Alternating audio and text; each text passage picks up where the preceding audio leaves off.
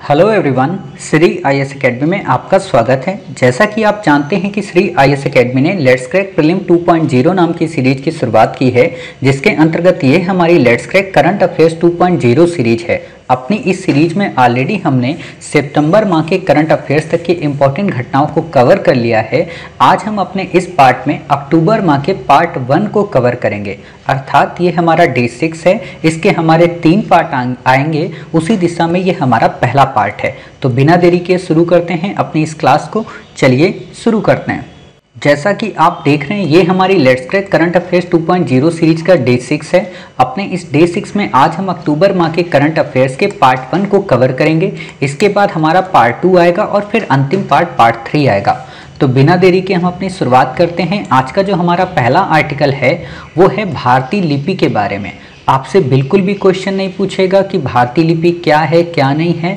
आपको अच्छे से पता है, हमारे यहाँ इसमें देवनागरी लिपि का उपयोग किया जाता है, अर्थात जो हम ये लिख रहे हैं उसकी एक शैली है। ठीक है, आपसे बिल्कुल नहीं पूछा जाएगा, आपको नहीं याद रखना है, मेंस में इंपॉर्टेंट है। ठीक, फिर अगला आर्टिकल है भगत सिंह के बारे में। ऑलरेडी काफ़ी मोस्ट इंपॉर्टेंट पर्सनालिटी हैं भगत सिंह, और आपसे हमेशा क्वेश्चन पूछा जाता रहता है। हमने जब आपको मॉडर्न इंडिया पढ़ाई है तो मॉडर्न इंडिया में इनके रोल को हमने पढ़ाया है, तो उसी से रिलेटेड और भी जो 2-3 तथ्य हैं स्पेशल पर्सनैलिटी पे, उनको हम यहाँ कवर कर लेते हैं, क्योंकि हम स्पेशल पर्सनैलिटी के तथ्य अपनी मॉडर्न इंडिया में नहीं कवर करते हैं। ठीक है, तो आप काम ये भी कर सकते हैं, जहाँ पे आपने भगत सिंह को पढ़ा है वहाँ पे इसको आप लिख सकते हैं। ठीक है, तो देखते हैं क्या है। महात्मा गांधी से काफ़ी ज़्यादा प्रभावित थे। आपने देखा होगा कि जलियांवाला बाग जब हत्याकांड हो जाता है तो उसके बाद वो जो मूवी आप देखते होंगे तो उसमें कैसे वो गांधी जी से इंस्पायर होते हैं। ठीक है, असहयोग आंदोलन में इन्होंने साथ दिया था। और एक बात बताएं, जितने भी लोग हुए हैं क्रांतिकारी, सिंपल सी बात है, आप अपने हाथों में शस्त्र कब उठाते हैं? जब सामने वाला इंसान नहीं मानता है, आप उसके सामने याचना करते हैं, प्रार्थना करते हैं, और फिर भी नहीं मानता है, तब आपको हथियार उठाना पड़ता है। तो यही चीज हुआ था। पहले ये याचना ही कर रहे थे गांधी जी के साथ में लग के, लेकिन गांधी जी ने जब चौरी चौरा कांड की घटना को देखकर अपने आप को पीछे कर लिया तो ये गुस्सा गए। और यही नहीं, चाहे चंद्रशेखर आज़ाद की बात हो या और भी कई सारे लोग, चाहे सचिन नाथ सान्याल की बात हो, ये लोग प्रभावित होकर अपना एक क्रांतिकारी गुट बनाते हैं, जिसमें सचिन नाथ सान्याल का बनता है हिंदुस्तान रिपब्लिकन एसोसिएशन। आपको अच्छे से पता है ये क्या है, HRA। और इसी के द्वारा 1925 में एक घटना को अंजाम दिया जाता है जिसका नाम होता है काकोरी। अब तो चीज़ें आपको रिवाइज हो रही होंगी, है ना। तो आप एक काम कर सकते हो कि जैसे आप यहाँ पे लिखा ना, इसको नहीं भी लिखोगे तो भी काम चलेगा, लेकिन वही ये बना लोगे तो जितनी बार हम लिखते हैं उतनी बार चीज़ें हमें याद हो जाती हैं। ठीक है, तो ये आपको समझ में आ गया। सचिन नाथ सान्याल का हिंदुस्तान रिपब्लिकन एसोसिएशन, इसी को जब एक काकोरी कांड इसने कर लिया तो इसका नाम बदल दिया गया, और इसका नाम क्या कर दिया गया, HSRA, मतलब S वर्ड और जोड़ दिया गया। और इसके हेड कौन बन गए फिर, चंद्रशेखर आज़ाद। ठीक है, इससे ज़्यादा आपको नहीं याद रखना है। नौजवान भारत सभा किसकी है, ये भगत सिंह की है। ठीक है, इंपॉर्टेंट पर्सनैलिटी है, आपको याद रखना है। नौजवान भारत सभा 1928 में HSRA यानी सुखदेव, चंद्रशेखर आज़ाद और भगत सिंह, ये लोग इसमें शामिल थे। ठीक है, organised students Lahore student union इन्होंने बनाई थी।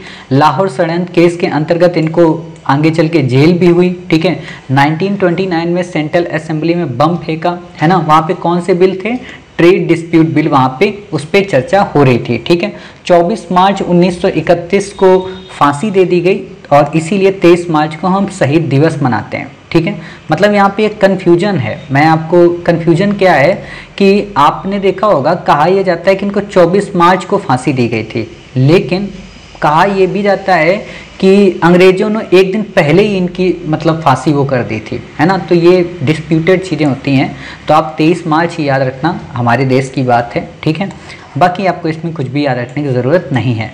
अगला है ESG फंड। ESG फंड का मतलब इन्वायरमेंट, सोशल एंड गवर्नेंस। नाम से ही समझ में आ जा रहा है कि इन्वायरमेंट से रिलेटेड है, सोशल से रिलेटेड है। आपको नहीं याद रखना है, बस इंपॉर्टेंट क्या, म्यूचुअल फंड।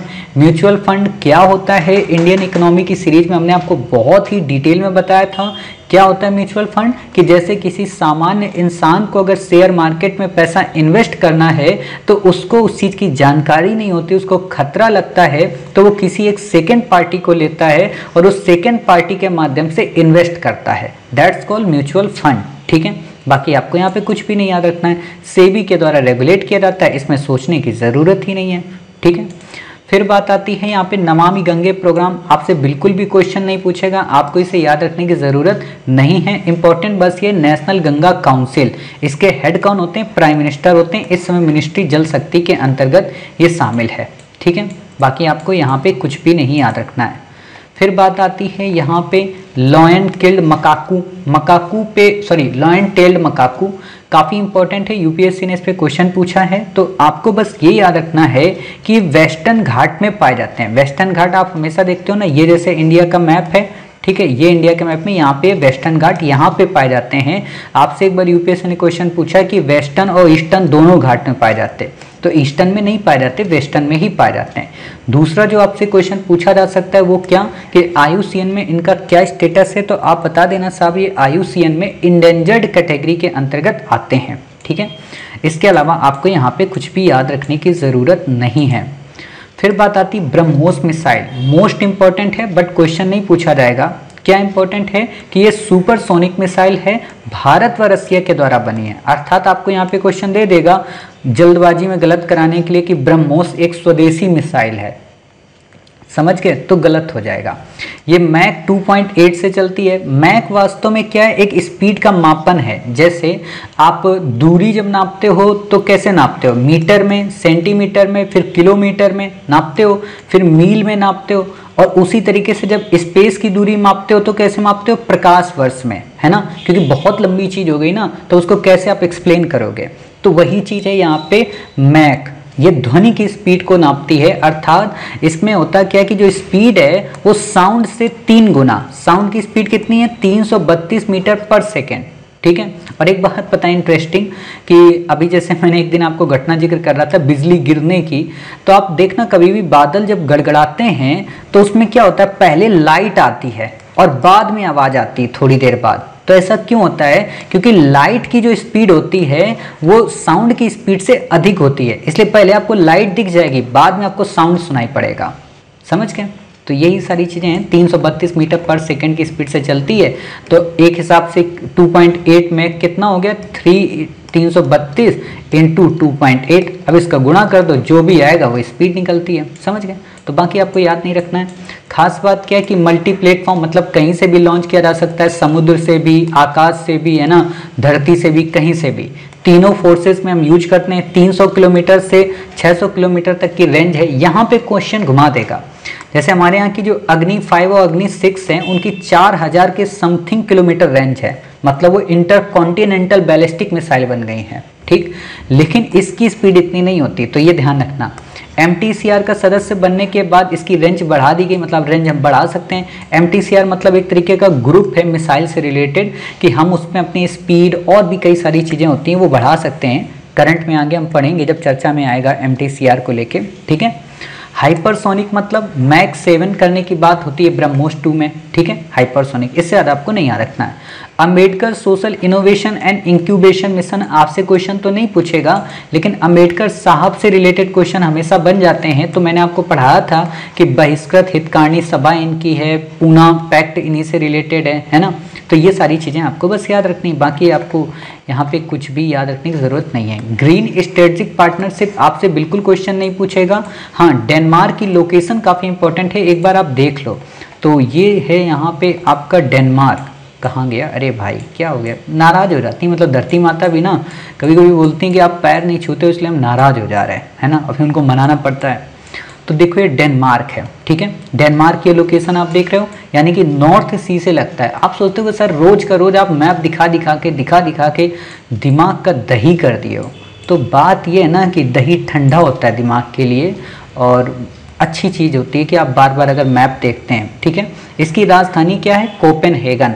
आपको जब मैंने क्या पढ़ाया था? इन्वायरमेंट, और इन्वायरमेंट में जब आपको क्योटो प्रोटोकॉल, पेरिस, दोहा, उसमें कोपेनहेगन भी पढ़ाया था। ठीक है, ज़ॉम्बी फायर्स क्या है आपसे क्वेश्चन नहीं पूछेगा, है ना, आपको याद रखने की ज़रूरत बिल्कुल भी नहीं है, आपसे यहाँ पे क्वेश्चन नहीं पूछेगा।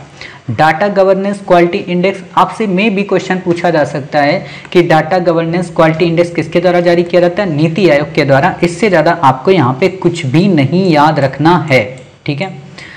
एक्सरसाइज बोंगो सागर आपको बिल्कुल भी नहीं याद रखना है, किसके मध्य है किसके मध्य नहीं है। आपसे यूपीएससी ऐसे गंदे गंदे क्वेश्चन नहीं पूछती है, और दुख की बात है कि पढ़ाने वाले लोग, मतलब लोग तो अच्छे होते हैं, वो गंदे गंदे क्वेश्चन पढ़ाते हैं, है ना, वो अच्छा नहीं होता। ये भी नहीं पूछेगा आपसे, इसको नहीं याद रखना है। आयुष ग्रिड प्रोजेक्ट आपको नहीं याद रखना है, आपसे क्वेश्चन नहीं पूछेगा, नहीं पूछने मतलब इसको लिखना भी नहीं है, ठीक है।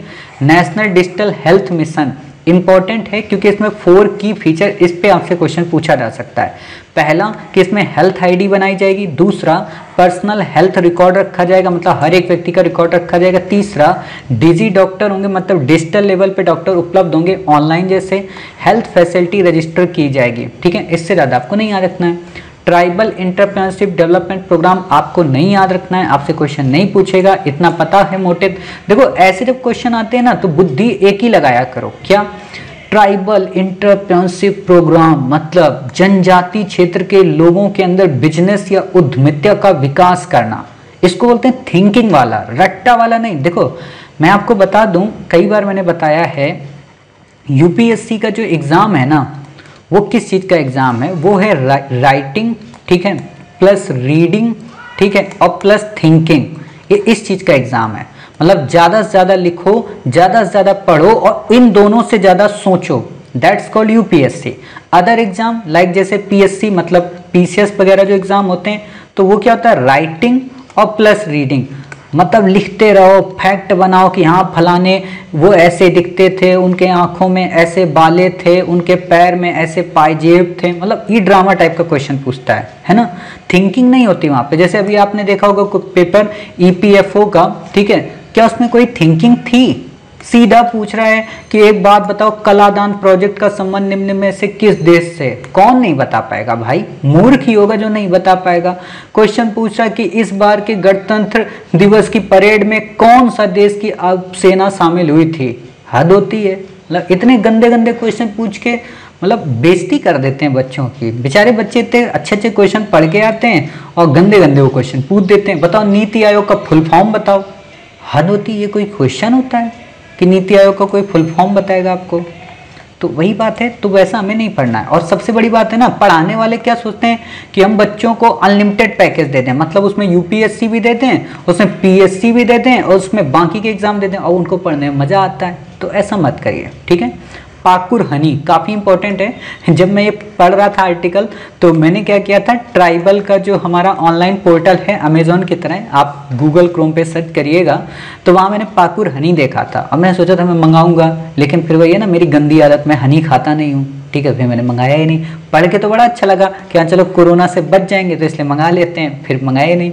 तो पाकुर हनी क्या है? 100% नेचुरल हनी है, संथाल ट्राइब के द्वारा, पाकुर जिला जो कि झारखंड में है वहाँ से, ठीक है। 2 टेस्ट में है, एक करंज और एक मल्टी फ्लोरल, मतलब 2 टेस्ट में। मैंने करंज वाला देखा था, ठीक है, आप भी देखना।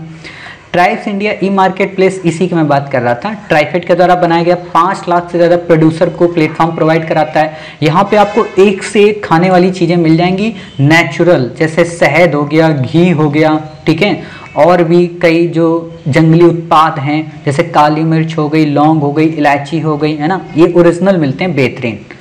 राइस 2020 आपसे बिल्कुल भी क्वेश्चन नहीं पूछेगा, आपको याद रखना ही नहीं है, रेस या राइस, ठीक है, आपको नहीं याद रखना है। ग्राफीन मास्क आपसे बिल्कुल भी क्वेश्चन नहीं पूछेगा कि ग्राफीन मास्क क्या होता है। हाँ, ग्राफीन के उपयोग क्या होते हैं ये बातें आपको बस पता होनी चाहिए कि हाई थर्मल स्टेबिलिटी होती है, हाई इलास्टिसिटी होती है, हाई इलेक्ट्रिकल कंडक्टिविटी होती है, कई जगह हम उपयोग करते हैं। अच्छे से आप बच्चों को पता है कि अगर क्वेश्चन आ जाएगा कि ग्राफीन के निम्न में से क्या क्या लाभ होते हैं तो बता देंगे, ठीक है।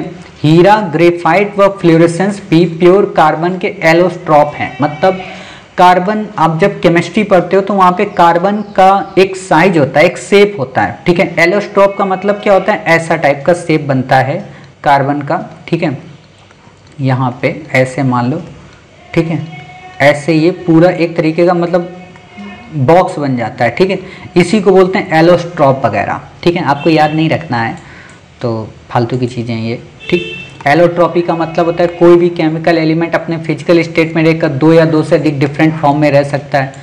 जैसे गंदे लोगों को आपने देखा होगा ना, वो दिखने में तो एक टाइप के होंगे लेकिन उनके दो रूप होते हैं, एक घर में बाहर, मतलब घर में गंदा टाइप का रूप होगा, बाहर बात करेंगे यत्र नारस्ते पूज्यन्ते तत्र देवता रमन्ते, अपनी पत्नी पे थप्पड़ मतलब मारेंगे, हाथ उठाएंगे और दूसरी की पत्नियों को बड़े प्यार से देखेंगे, है ना। तो ऐसे दुष्ट टाइप के लोगों को आप एलोट्रॉप बोला करो। सामंतवादी टॉय कहाँ के हैं? ये महाराष्ट्र में है, चित्तरई कम्युनिटी। आपसे दो क्वेश्चन इंपॉर्टेंट हैं, एक तो सामंतवादी टॉय, तो आप बता देना चित्तरई कम्युनिटी के द्वारा महाराष्ट्र में। दूसरा आपसे क्वेश्चन पूछेगा चित्तरई कम्युनिटी या चित्तरई समुदाय कहाँ का है, तो महाराष्ट्र का, ठीक है। तो ये दो क्वेश्चन बस आपको याद रखने, बाकी आपको कुछ नहीं याद रखना है। कमेंट बॉक्स में बताना चन्नापटना टॉयज कहाँ के हैं, ठीक है। जो इन्फेक्शन आपसे पूछेगा नहीं, लेकिन बस पता होना चाहिए, इसको जो बोलते हैं, है ना, XOO। ये एक बैक्टीरिया है, राइस के प्लांट को डिजीज बना देता है, मतलब राइस का जो चावल का जो पेड़ होता है उसमें एक तरह से बीमारी उत्पन्न कर देता है, ठीक है। इंपॉर्टेंट क्या है, चावल एक खरीफ फसल है, 22 से 32 डिग्री सेल्सियस का टेम्परेचर चाहिए। कई सारी बीमारियां चावल में हमें देखने को मिलती हैं, आप ये बीमारियों को बस देख लो, कई बार हो सकता है मे बी क्वेश्चन दे दे कि ये क्या है, तो आप बता तो सकते हो, ठीक है। Sheath blight fungus, brown spot, ठीक है, और टुंगरो बकानी ब्लॉस्ट। आपने देखा होगा कई बार आप लोग चावल लेके आते होगे, ठीक है, मार्केट से, तो उसमें कुछ चावल के दाने ऐसे होते होंगे भूरे भूरे, जिनको बिनना पड़ता है, फिर बिन के उनको अलग करते हो, ठीक है ना। मेरे साथ ये बड़ी समस्या होती है, मतलब चावल बिनने में। हालांकि मैं लाता तो अच्छा ही हूँ, पैकेट वाला ही। आप लोगों के साथ ज़्यादा खाना बनाते हो, हाँ, थोड़ा मज़ा आता है ना खाना बनाने में, कुकिंग अच्छा लगता है। सौर मिसाइल, आपसे क्वेश्चन नहीं पूछेगा, आपको याद नहीं रखना है, ठीक है। बाकी आपको इसमें कुछ भी क्वेश्चन नहीं आएगा। हाँ, इंपॉर्टेंट क्या है, अच्छा इंपॉर्टेंट हो जाएगा, क्यों हो जाएगा अभी बताते हैं। सौर missile surface to nuclear capable ballistic missile है, मतलब कि ये परमाणु जो हथियार है या परमाणु जो वारहेड है उसको ले जा सकती है। ये एक land variant of short range submarine launch किया गया है बैलिस्टिक मिसाइल का, सागरिका, ठीक है। तो ये इंपॉर्टेंट है, आपसे क्वेश्चन पूछा जा सकता है कि सागरिका क्या है, तो आप बता देना कि लैंड वेरिएंट है शॉर्ट रेंज सबमरीन मिसाइल का, ठीक है। तो आपको क्वेश्चन पता चल जाएगा कि सागरिका क्या है, तो एक तरीके की शॉर्ट रेंज बैलिस्टिक मिसाइल है या एक तरीके की पनडुब्बी है, तो आप बता देना नहीं साहब पनडुब्बी नहीं है, ठीक। तो ये बस, इससे ज़्यादा क्वेश्चन नहीं आएगा, आपको याद नहीं रखना है। के फैमिली का मतलब है सबमरीन लॉन्च्ड बैलिस्टिक मिसाइल, स्वदेशी है, DRDO के द्वारा 1990 के प्रोग्राम K4 मिसाइल का K4 का मतलब कलाम के नाम पे उस मिसाइल को रखा गया, क्योंकि कलाम साहब ने सारी मिसाइल को बनाया था, तो उन्हीं की याद में उनको एक तरीके से श्रद्धांजलि देने के लिए ये प्रोग्राम किया गया, ठीक है। न्यू कैलेडोनिया, ये क्या है, ये साउथ वेस्ट पैसिफिक ओशियन में है, फ्रांस से ऑस्ट्रेलिया के ऊपर मेलेनेशिया का पार्ट है, ठीक है। न्यू कैलेडोनिया, आपको हम एक बार दिखा देते हैं इसकी लोकेशन, ठीक है। न्यू कैलेडोनिया का, न्यू कैले, ये देखो न्यू कैलेडोनिया, ठीक है। छोटा सा मतलब वो है, मेलेनेशिया ओशनेशिया पार्ट है, ठीक है। तो आप ये देख रहे हो यहाँ पे न्यू कैलेडोनिया, कितना छोटा सा आइलैंड, जैसे बनातू आइलैंड यहीं पे है ना, तो यही है आइलैंड कंट्री है। अब आप देख सकते हो ऑस्ट्रेलिया है, कोरल सी है यहाँ पे, ठीक है। और अच्छा ऊपर ले जाएं इसको, तो ये देखो है सोलोमन आइलैंड, ठीक है। ये सब किसका पार्ट है, पैसिफिक का ही तो पार्ट है, देखो ध्यान से। तो आप लोगों को भी ना कभी कभी मैप नहीं समझ में आता होगा, ये देखो ये क्या है, ये ईस्ट एशिया, हमारा ईस्ट एशिया है, ठीक है, और ये हमारा पैसिफिक का रीजन है, ठीक। तो फ्रेंच टेरिटरी है, इससे ज़्यादा आपको यहाँ पे कुछ भी याद रखने की ज़रूरत नहीं है, ठीक है।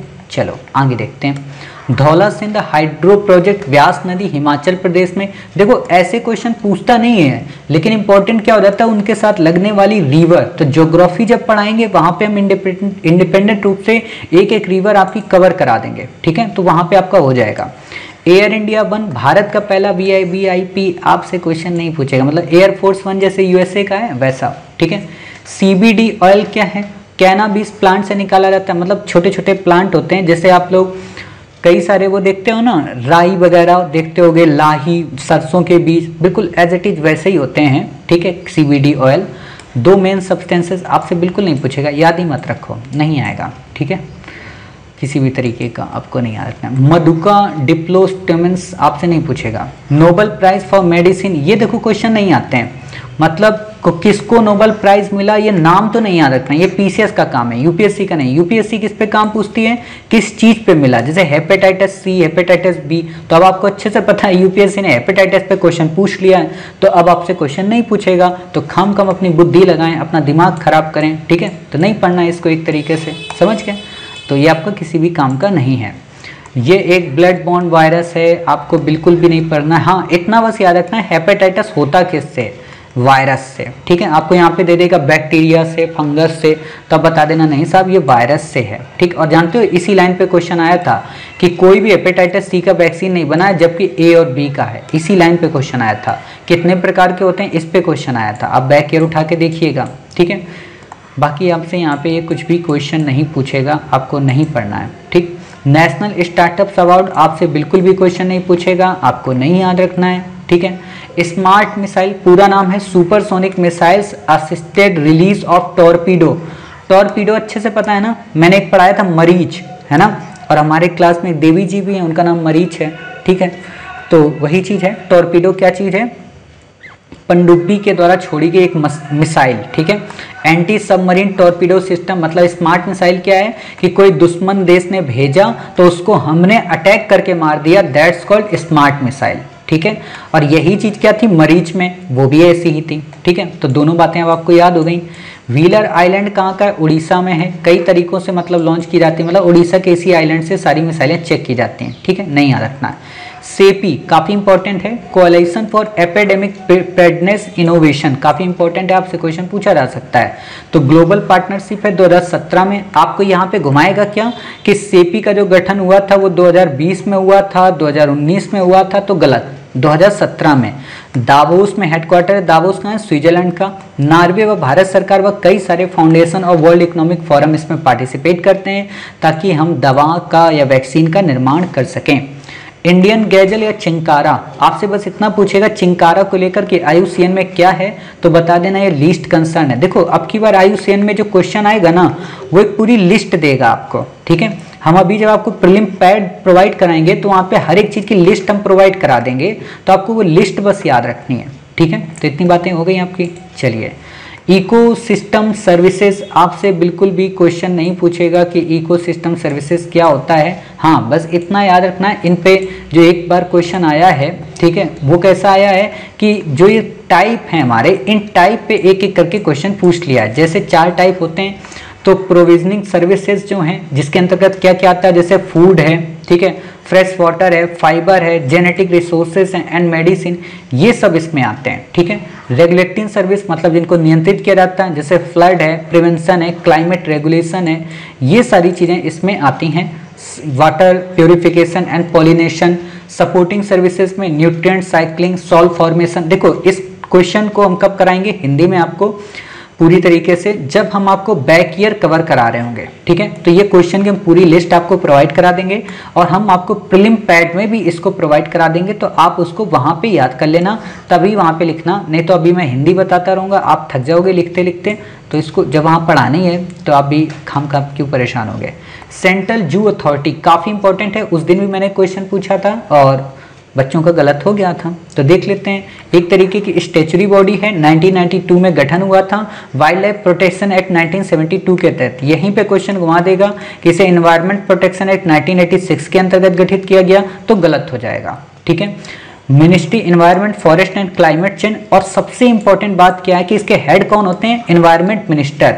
आप में से अधिकांश बच्चे इसी को गलत करके आए थे, आपको लगता था प्राइम मिनिस्टर है। प्राइम मिनिस्टर जो होते हैं वो वाइल्ड लाइफ बोर्ड के होते हैं, ठीक है, इसके नहीं होते हैं, समझ गए। तो इतनी बातें क्लियर हो गई। टेरी क्या है, टेरी को आपको अच्छे से पता है, the energy and resources institute इसका नाम है, नॉट फॉर प्रॉफिट एक तरीके का इंस्टीट्यूट है, 1972 में गठित किया गया, आपको नहीं याद रखना है। हैबिटेट, हैबिटेट क्या है, यूएन द्वारा मनाया जाता है, मतलब घर, निवास, ठीक है।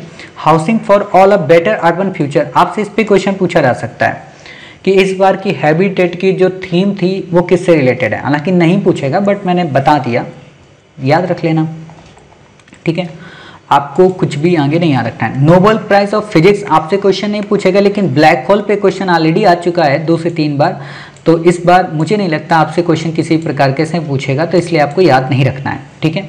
ब्लैक होल का मतलब एक ऐसा क्षेत्र होता है आकाश में जहाँ पे कोई प्रकाश नहीं पहुँच पाता, ठीक है, इसलिए तो ब्लैक है। माई गंगा माई डॉल्फिन आपसे क्वेश्चन नहीं पूछेगा, डॉल्फिन पे ऑलरेडी कई बार क्वेश्चन आ चुका है, तो डॉल्फिन से ही रिलेटेड आपसे क्वेश्चन पूछेगा, बाकी आपको कुछ भी याद रखने की ज़रूरत नहीं है। गंगा जो डॉल्फिन है वो राष्ट्रीय एक्वाटिक एनिमल है। एक्वाटिक का मतलब क्या होता है? जली। एक्वाफेना देखते हो ना, तो वो क्या होता है? जल, ठीक है। तो इसी एक्वा का मतलब ही होता है जल से रिलेटेड। गंगा में, ब्रह्मपुत्र में और मेघना, इन तीनों रिवर में पाई जाती है। भारत, नेपाल और बांग्लादेश तीनों देशों में मिलती है। IUCN में इंडेंजर्ड है। मोस्ट इंपॉर्टेंट आपको ये याद रखना है कि IUCN में इंडेंजर्ड है या नहीं, तो हाँ इंडेंजर्ड है, बाकी आपको यहाँ पे कुछ भी नहीं याद रखना है। सितवे पोर्ट काफ़ी इंपॉर्टेंट है, भारत सरकार द्वारा बनाया जा रहा, म्यांमार के रखाइन प्रांत में। रखाइन प्रांत किस लिए भी फेमस था? क्योंकि यहाँ पे रोहिंग्या शरणार्थी रहते हैं, ठीक है। तो सितवे पोर्ट पे आपसे क्वेश्चन पूछा जा सकता है, आपको दे देगा। और भी मुझे ऐसा कई बार क्यों लगता है, मतलब ऐसा क्यों लगता है, उसका रीज़न ये भी है क्योंकि मैं जब क्वेश्चंस को पढ़ता हूँ और फ्यूचर के क्वेश्चन सोचता हूँ, तो अभी भले ना पूछे लेकिन इन फ्यूचर क्वेश्चन पूछे भी गए हैं, आपको पोर्ट क्रम में लगाने को दे देगा। जैसे यहाँ पे बंदर अब्बास है, यहाँ पे सितवे है, ठीक है, और मतलब यहाँ पे कई सारे पोर्ट हैं, तो उनको लेके आपसे क्वेश्चन दे देगा। उत्तर दक्षिण यूरोप का दे देगा, ठीक है, यहाँ श्रीलंका का दे देगा, ठीक है। जैसे आपने देखा होगा राजपक्षे पोर्ट है ना, तो इस पे क्वेश्चन बन सकता है। जैसे मालदीव का माले है ना, तो ऐसे क्वेश्चन आ सकता है अक्षांश वाला, क्योंकि यूपीएससी ने अभी देशांतर का एक क्वेश्चन पूछा था, बेंगलोर को, हैदराबाद को, दिल्ली को, है ना, तो अक्षांश का पूछ सकता है। तो हम आपके लिए एक काम क्या करेंगे, जब प्रीलिम पैड आपको देंगे, अभी 2 से 3 दिन बाद शुरू होने वाला है, तो वहाँ आपको ये सब क्रम में लगा के दे देंगे, ठीक है। बट अभी आपको हम सितवे पोर्ट एक बार दिखा देते हैं ताकि आपको चीज़ें दिमाग में क्लिक कर जाएँ, ठीक है।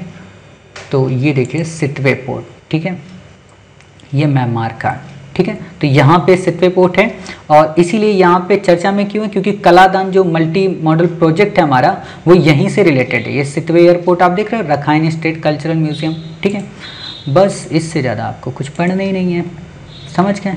तो इतनी बातें हो गई। अब यहाँ पे देखो दिया, भारत की लो ईस्ट पॉलिसी का पार्ट है कलादान मल्टी मॉडल। अब देखो यही तो आया था EPFO, मतलब इसको मैं अगर ये कहूँ कि देखो EPFO में क्वेश्चन आ गया मेरा, तो मुझसे बड़ा गधा और मूर्ख तो कोई नहीं होगा, क्योंकि इतना ज़्यादा चर्चा में था तो आना ही था, ठीक है। सितवे पोर्ट कलादान रिवर पे बनना है। कलादान रिवर कहाँ की होगी? म्यांमार की होगी, भारत की थोड़ा ना होगी, है ना। चलिए अब बात आती पॉप। पॉप का मतलब गाना वाला नहीं, हिप हॉप, है ना।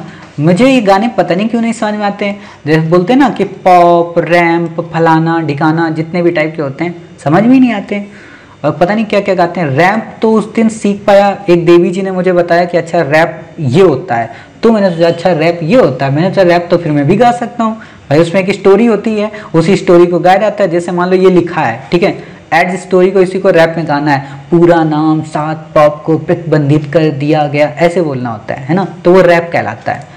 तो वही है, तो देखते हैं पॉप पूरा नाम है परसिस्टेंट ऑर्गेनिक पॉल्यूटेंट्स, यानी कि 7 पॉप को प्रतिबंधित कर दिया गया, मतलब 7, वो वाला पोप कुछ बच्चे सोच रहे होंगे रोम का पोप, वो वाला पोप नहीं है, ठीक है। तो आपको ये याद रखने कि ये कई सारे मतलब पॉप हैं, परसिस्टेंट पॉल्यूटेंट, मतलब ये काफ़ी ज़्यादा पॉल्यूशन फैलाते हैं, ठीक है। जैसे क्लोरोडिकोन, हेक्साब्लो ब्रोमोबाइट फिनॉल, हेक्साब्रोमोडाइफिनॉल, हेप्सब्रोमो, टेट्रा, पेंटा, पेंटाक्लोरोबेंजीन, हेक्साब्रोमो, साइक्लोडिफेन। आप इनका नाम चाहे लिख लो या दिमाग में बैठा लो, अच्छा ये सब होता है, बस बाकी आपको कुछ नहीं याद रखना है।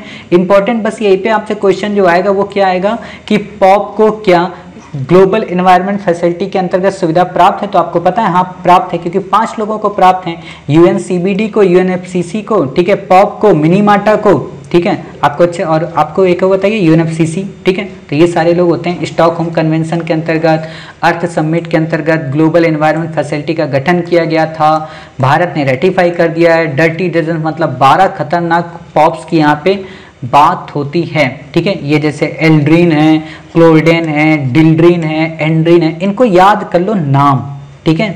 आपको अगर दे दे कि इनमें से कौन कौन से खतरनाक प्रदूषक हैं, और जब ऐसे क्वेश्चन आते हैं ना तो अच्छे अच्छे बच्चों के होश और हवाइयाँ उड़ जाती हैं, अरे यार एल्ड्रीन क्या है। जैसे एक बार अभी मैंने एक दिन क्वेश्चन देख रहा था, बेंजीन उसमें दिया था, ठीक है, टोक्साफेन दिया था, मतलब शायद सीडीएस या एलडीए का एग्जाम था उसका देख रहा था पेपर, और यूपीएससी में भी ऐसे कई सारे क्वेश्चन आए, तो आप ये याद रख लो, ठीक है, क्योंकि ऐसे क्वेश्चन और कोई नहीं कर पाता है, और अगर आप कर लेते हैं तो आप एडवांस में रहते हैं, ठीक है। किनको ग्लोबल एनवायरनमेंट फैसिलिटी मिलती है, यूएनडीपी को, सॉरी ग्लोबल एनवायरनमेंट फैसिलिटी का गठन किसने किया था, यूएनडीपी, वर्ल्ड बैंक और यूएनईपी, इन तीनों ने मिलकर इसका गठन किया था, ठीक है। इससे ज़्यादा आपको नहीं याद रखना है। 5 कन्वेंशन को पैसा मिलता है, यूएनसीबीडी, सीबीडी का मतलब होता है वही वाला CBD, conservation of biodiversity, UNFCCC, UNCCD, pops और आपका मिनीमाटा, ठीक है। तो इससे ज़्यादा आपको कुछ भी नहीं याद रखना है। फिर बात आती है poverty and shared prosperity report, most important है, आपसे क्वेश्चन पूछा जा सकता है, बता देना साहब वर्ल्ड बैंक के द्वारा, ठीक है। बाकी इससे ज़्यादा डेप्थ में कुछ भी नहीं आएगा, लेकिन ये रिपोर्ट याद है कि poverty and shared prosperity report, ठीक है। अन्य कौन कौन सी रिपोर्ट वर्ल्ड बैंक जारी करता है, ये भी इंपॉर्टेंट है। पहला world development report, global economy prospect report, ठीक है, लॉजिस्टिक परफॉर्मेंस इंडेक्स, जैसे आप लोग एक और पढ़ते हो गया global situation and prospect report, ठीक है। तो उसको यहाँ पे कंफ्यूजन मत करना, ये अलग है, ग्लोबल इकोनॉमिक प्रॉस्पेक्ट रिपोर्ट है। लॉजिस्टिक परफॉर्मेंस इंडेक्स काफ़ी इंपॉर्टेंट है, और इंग्लिश में याद रखो प्रभु, हिंदी में याद रखोगे गड़बड़ हो जाएगा, इंग्लिश में ही रिपोर्ट को आपको सॉल्व करना है, ठीक है। तो ये चीज़ आप समझ गए, लॉजिस्टिक परफॉर्मेंस इंडेक्स। फिर बात आती रेमिटेंस रिपोर्ट, मोस्ट इंपॉर्टेंट है इस बार के लिए, ठीक। Global financial development report and human capital index. Human capital important इसलिए नहीं है कि ये रिपोर्ट है, बल्कि इसके इंडिकेटर पे क्वेश्चन पूछा जा सकता है। और आपको पता होना चाहिए कि यूपीएससी ने अभी एक एग्जाम लिया था, मुझे याद नहीं आ रहा है, मतलब ईपीएफओ का तो मैंने बता दिया, मैंने शायद लास्ट ईयर ईपीएफओ का ही एग्जाम होगा, या एक और कोई एग्जाम था यूपीएससी का, या एलडीए का होगा, मैं पेपर मुझे याद नहीं रहता ना, मुझे कोई पेपर आ जाता है मैं देख लेता हूँ, तो मैंने वही पेपर देखा था। तो उसमें क्या था कि सब वो दिए हुए थे उसमें कि किस किस को बेस बनाया जाता है, उसी में पूछा था, कौन सा नहीं है हम आपको पढ़ाएंगे, और पीछे भी हमने आपको पढ़ा ही दिया है, ठीक है। तो वो चीज़ें हैं, इतनी बातें समझ गए। चलिए अब बात आती है यहाँ पे सांभर लेक के बारे में। भारत का सबसे बड़ा लवणी लेक है, मतलब सबसे ज़्यादा यहाँ पे नमक देखने को मिलता है, चारों ओर से अरावली से घिरी है, कई शहरों में फैली है, कई नदियों का पानी यहाँ पे आता है, ठीक है। रामसर साइट का दर्जा इसे प्राप्त है। बाकी आपको यहाँ पे क्वेश्चन कुछ याद नहीं रखना है, ठीक है।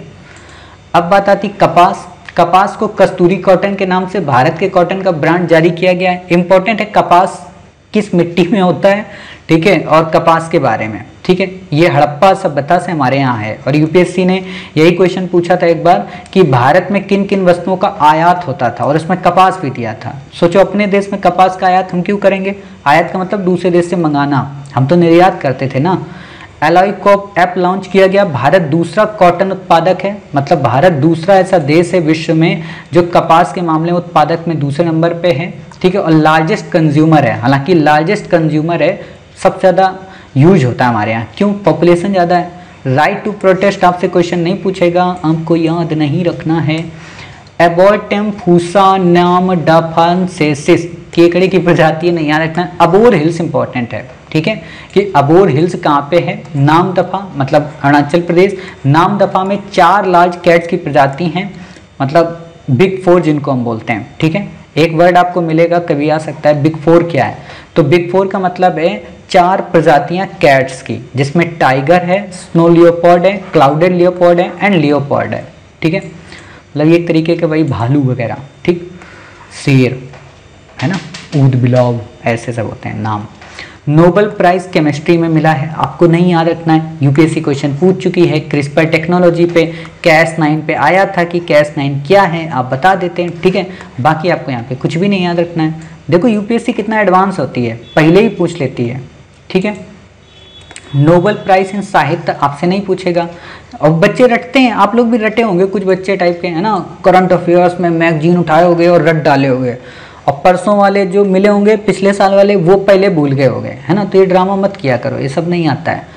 ग्रेप क्या है, पूरा नाम ग्रेडेड रिस्पांस एक्शन प्लान, ठीक है। इसे प्रिपेयर किया गया environment pollution and prevention and control authority के द्वारा। आपसे क्वेश्चन नहीं पूछेगा, बस इतना पता हो कि यहाँ ग्रेप का मतलब एनवायरमेंट से रिलेटेड है। खारदुंगला पास नुब्रा व स्वेक वैली का गेटवे है लद्दाख के अंतर्गत। आपसे क्वेश्चन नहीं पूछेगा। आपको बस इतना पता होना चाहिए कि हाँ नुब्रा वैली और शेख वैली कहाँ की हैं, लद्दाख में। इससे ज़्यादा आपसे क्वेश्चन नहीं पूछेगा। सल्फर डाइऑक्साइड मोस्ट इंपॉर्टेंट है, यूपीएससी ने इस पे क्वेश्चन पूछ लिया है, ठीक है। कलरलेस गैस है, वायु प्रदूषण पर कार एमिशन, फ्यूल के जलने से, यूपीएससी ने इस पे भी क्वेश्चन पूछा है कि सल्फर डाइऑक्साइड मतलब SO2 कहाँ से एमिट होती है, तो वायु प्रदूषण से, कार एमिशन से, फ्यूल के जलने से आदि से एमिट होती है। ये लाइन ऊपर वाली सही नहीं है, मतलब इसको सही का मतलब अब नहीं पूछेगा। एक ही बार क्वेश्चन पूछा है कि सियाचिन के उत्तर में और दक्षिण में क्या है ना, तो अब नहीं पूछेगा। इतनी बातें समझ गए, तो आपको बस इतना याद रखना है। दूसरी बात कि पिछले 5 वर्षों से भारत में प्रथम स्थान पर है एमिशन में, मतलब कितनी गर्व की बात है कि हम सबसे ज़्यादा SO2 का उत्सर्जन करते हैं। कोयले को जलाने से होता है, पावर प्लांट्स से होता है, ठीक है, तो इससे ज़्यादा आपको नहीं याद रखना है। ज्वालामुखी उद्भेदन से, पावर प्लांट्स का मतलब जो बिजली घर होते हैं ना, ज्वालामुखी उद्भेदन से फूड को प्रिजर्व करने में भी काफ़ी उपयोगी होता है, ठीक है। सल्फर डाइऑक्साइड व नाइट्रोजन डाइऑक्साइड के साथ मिलाकर पर्यावरण में अम्लीय वर्षा बनाते हैं। तो आपसे क्वेश्चन पूछा जा सकता है कि अम्लीय वर्षा के लिए उत्तरदायी एलिमेंट्स हैं या घटक हैं, तो आप बता देना कि साहब नाइट्रोजन ऑक्साइड और सल्फर डाइऑक्साइड को अगर हम मिला देंगे, ठीक है। बस न्यू डेवलपमेंट बैंक कई बार आपको इन्हें पढ़ाया है, मल्टीलेटरल डेवलपमेंट बैंक है। न्यू डेवलपमेंट बैंक को आप लोग एशियन डेवलपमेंट बैंक में तुलना मत किया करो, वो ADB है, ये NDB है, ठीक है। ये किससे बनी है? ब्रिक्स से, फोर्टिलाइजर समिट से। यूपीएससी ने 2015 में एक क्वेश्चन पूछा था कि फोर्टिलाइजर डिक्लेरेशन का संबंध किस संगठन से है, तो मे भी अब क्वेश्चन NDB पे आ सकता है, ठीक है। हेडक्वार्टर कहाँ है? संघाई चीन में है, मोस्ट इंपॉर्टेंट। UNGA में ऑब्जर्वर स्टेटस प्राप्त है, ठीक है। सबको समान वोट है, किसी को वीटो पावर नहीं है। एक दिन एक देवी जी ने मैसेज किया था कि सर वीटो पावर का क्या मतलब होता है, तो वीटो पावर का मतलब ये होता है कि सब लोग बराबर हैं। जैसे आपके घर में आप बराबर नहीं होंगे, 6 के 6 यूनिट अगर घर में रहते होगे तो कोई बराबर नहीं होगा। वीटो किसको मिली होगी? आपके या तो पापा को या तो मम्मी को, ठीक है। आप तो बस कठपुतली की तरह घूमते रहते हो, अगर पापा ने बोल दिया शादी होगी तो होगी, चाहे मानो या ना मानो, तो वो वीटो पावर है, ठीक है। इक्वल वोट नहीं होगा कि 6 मान लो अगर लोग हैं तो आपको अच्छे से पता है पापा और मम्मी एक ही तरफ रहेंगे, हो सकता है कोई एक भाई या कोई एक बहन एक तरफ हो जाए, तो आपने बाकी 3 को अपने साथ मिला लिया, तो उसको बोलते हैं इक्वलिटी, ठीक है। और फिर अगले दिन आप इसमें से किसी एक को तोड़ोगे, मम्मी को या तो रिश्वत दोगे या तो एक भाई को रिश्वत दोगे, और अपनी तरफ अगर आपने 4 को मिला लिया और चारों ने अगर ये प्रस्ताव पास किया कि चलो 2 वर्ष तक हम शादी नहीं करेंगे, ठीक है, तो वो प्रस्ताव फिर पास हो जाता है, ठीक है। तो इतनी बातें आपको याद रखनी है। अब बात आती है स्वामित्व योजना के बारे में। आपसे क्वेश्चन नहीं पूछेगा, बस पढ़ लो कि रूरल इंडिया का जो है उसको ट्रांसफॉर्म करना वहाँ पे, ठीक है, जितनी प्रॉपर्टी है उनका एक प्रॉपर्टी कार्ड बनाया जाए, मतलब जमीनी कागज। आपके यहाँ जैसे खेत होते होंगे, आपके घर में मकान होगा, मकान का कागज होगा, हालांकि खेत इंपॉर्टेंट होता है। खेत में आप हमेशा एक वर्ड सुने होंगे खतवा और खतना, या सॉरी खसरा, ठीक है, खतौनी, ये 2 वर्ड हैं, खसरा और खतौनी, ठीक है। तो उस चीज़ से रिलेटेड है खसरा और खतौनी। पेपर होता है इतना बड़ा टाइप का, ठीक है, आप निकलवाते हो जाके लेखपाल से कह के, तो उसी चीज़ को अब डिजिटल फॉर्म में करने के लिए, ठीक। अप्रैल 2020 में 6.5 लाख लगभग गांव, मतलब 6.62 लाख गांवों को कवर किया जाएगा। 1 लाख प्रॉपर्टी होल्डर्स को कार्ड देने में सक्षम बनाया जाएगा। वर्ल्ड फूड प्रोग्राम काफ़ी इंपॉर्टेंट है, आपसे क्वेश्चन पूछा जा सकता है। UN agency world food programme को नोबेल पीस प्राइज से सम्मानित किया गया है ना, तो ये इंपॉर्टेंट है, इसीलिए आपसे क्वेश्चन पूछ सकता है। कौन करता है? FAO का, यानी कि फूड एंड एग्रीकल्चर जो ऑर्गेनाइजेशन है उसके द्वारा। हेडक्वार्टर रोम में है। पूरे विश्व से भुखमरी को समाप्त करना। क्या इंडिया इसका मेंबर होगा? बिल्कुल सा मेंबर है। तो 2 रोम बेस्ड, आपको ये नहीं याद रखना है। UNDG का सदस्य यानी कि यूनाइटेड नेशन जनरल असेंबली का, ठीक है। 1963 में भारत भी वर्ल्ड फूड प्रोग्राम से वर्क कर रहा है। एग्जीक्यूटिव बोर्ड में 36 कंट्री हैं, ये आपको नहीं याद रखना है, बस ये याद रखना है इंडिया है कि नहीं है। अच्छे कामों में देखो इंडिया हमेशा आगे होता है, और एनवायरनमेंट के कामों में तो बिल्कुल बहुत आगे रहता है, ठीक है। तो इस तरीके से आज हमारी करंट की अक्टूबर माह का जो पार्ट 1 है वो कवर हो गया। काफ़ी छोटा है, छोटे का मतलब यही है कि जो इंपॉर्टेंट है हम आपको वही पढ़ा रहे हैं, फालतू में मगजमारी आपको नहीं करा रहे हैं, ठीक है। मिलते हैं अपने पार्ट 2 में कुछ इंपॉर्टेंट टॉपिक के साथ, और इसके बाद हमारा इसी माह का एक लास्ट पार्ट और होगा, पार्ट 3। तो ऐसे हमारा अक्टूबर माह का करंट कवर हो जाएगा, ठीक है। तो मिलते हैं अपने नेक्स्ट पार्ट में, तब तक अपना ख्याल रखिए, स्वस्थ रहिए, कोविड-19 के पैंडेमिक से अपना और अपनी फैमिली का बचाव करिए। जय हिंद, जय भारत, वंदे मातरम, भारत माता की जय।